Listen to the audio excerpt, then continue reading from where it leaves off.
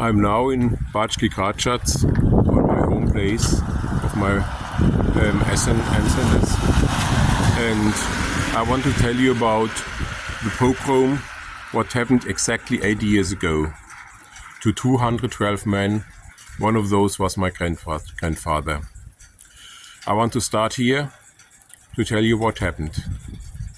It's not exactly 80 years ago, but I choose this day, the 22nd of November, because the weather was the same as it was at this day. It was wet and cold. And in the evening of the 24th of November, they stopped all working programs because a new brigade from the partisans came to the village. And then it came to the 25th of November, the black day of the history of this peaceful village. It was a cold, wet day, like now. And then they called all the men to come here to this place, to the building of the administration behind the street. And they have to be there. And who will not come? And the partisans will find him. He will be shot immediately. And then 350 men came, and they were collected on this place next to the church. It wasn't there. There was a Catholic church here, this place, and this was an empty place.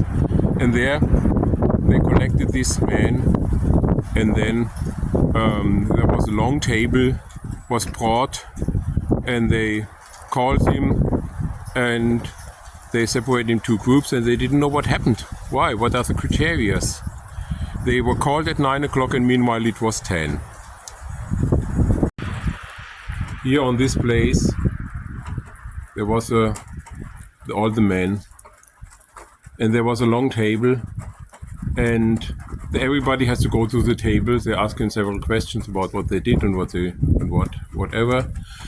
And they were sent to one group or the other group, and then they realized that the group near the church became bigger and bigger, while there were more than 200 men, while along to the street were just 30 to 40, and the third group, which was not yet at the table. The Catholic church was here where the red building is. I have the luxury to be on the dry, because here's a kind of roof. I don't become wet here.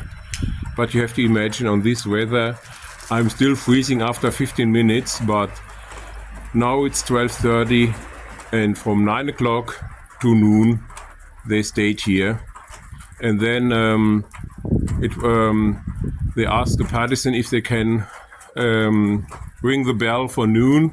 It was allowed, and then they prayed at noon, bowed down their head and prayed, and the partisans were laughing about them. And this was happened, what they experienced, and still waiting. But meanwhile, the officers became impatient. It was too slow for them. And then they brought some shovels and machine guns. And then the men realized something very, very evil will happen. And how they will decide between life and death. There's always a changing between the men. One group of the local authorities put them from the church back to the street, and the partisans from outside, from the street back to the church. And it was by chance what was the decision between life and death. The locals, they didn't agree what happened, and then the partisans sent them away.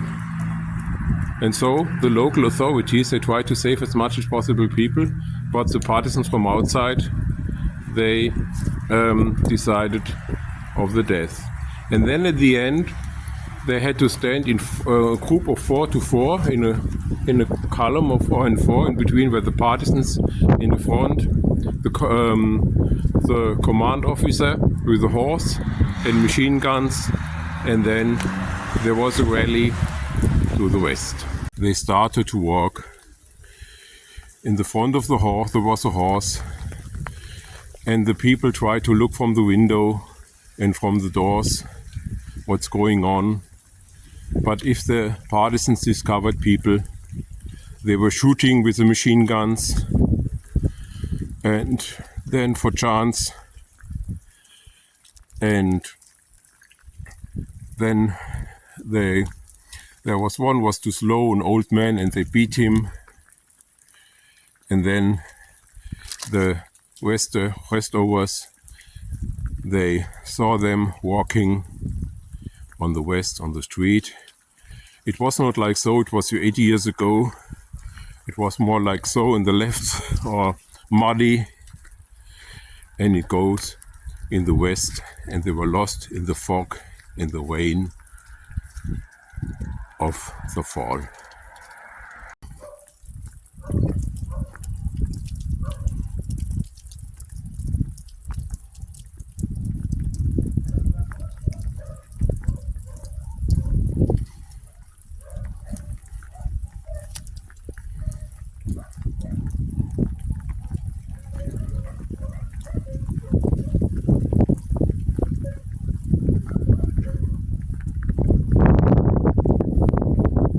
On the streets, no one has to showed up, because else machine guns were shooting in his direction. And because of the shootings of the guns, the horse was frightened of the leader, of the command officer, and stood up while the commander was shooting, and then he was fall down and became severely hurted, and the next day he died.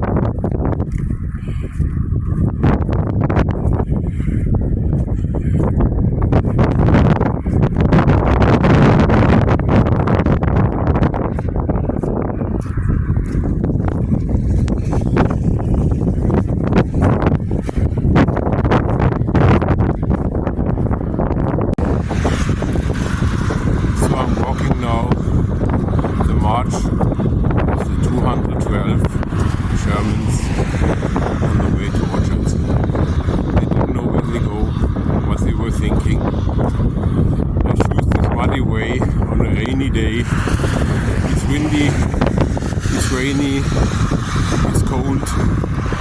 I think that the street next to me didn't exist in this time, and so we are going marching this march.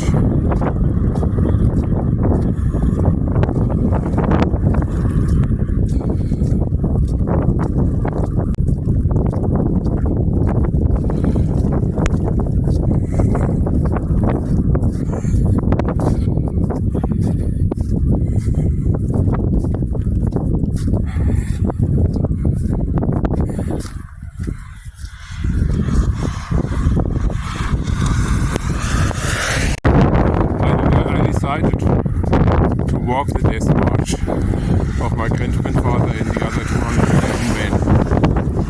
By this weather, at the end of November, cold, rain and snow. And one driver stopped. Once maybe he asked me something in Serbian I didn't understand, if he could help me. But it's my decision to walk this way. I could drive with my car. I left the car when I started, but I wanted to walk because this is history. This is what the man experienced. And what do you think when you know that your life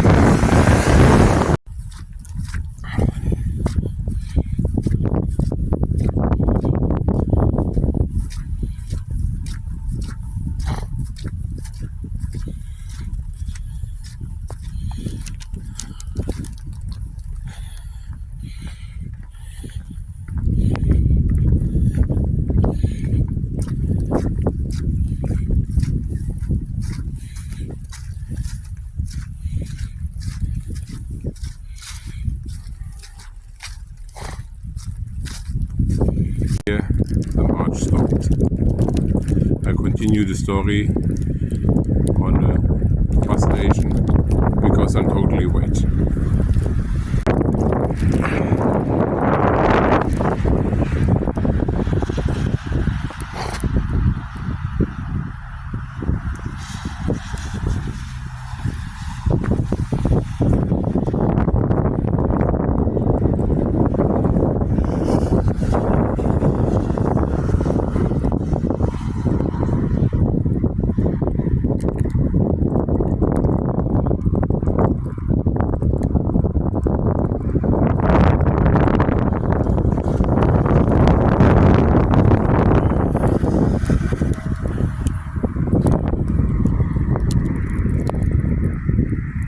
Yeah, I want to tell you the end of the story. It became too cold for me, so I went to the car and I came back with the car and to tell you the rest of the story. That at the end, the partisans commanded that the son shall kill his father. The son didn't want, but the father said, "Hey, come on, hit me hard. As soon as it's over, it's better for us." And then they had to take all the clothes out, and they were killed. And they left 6 men to bury all the deaths, and at the end, the 6 people were killed as well. So this is the end of the story. This is what happened on this place.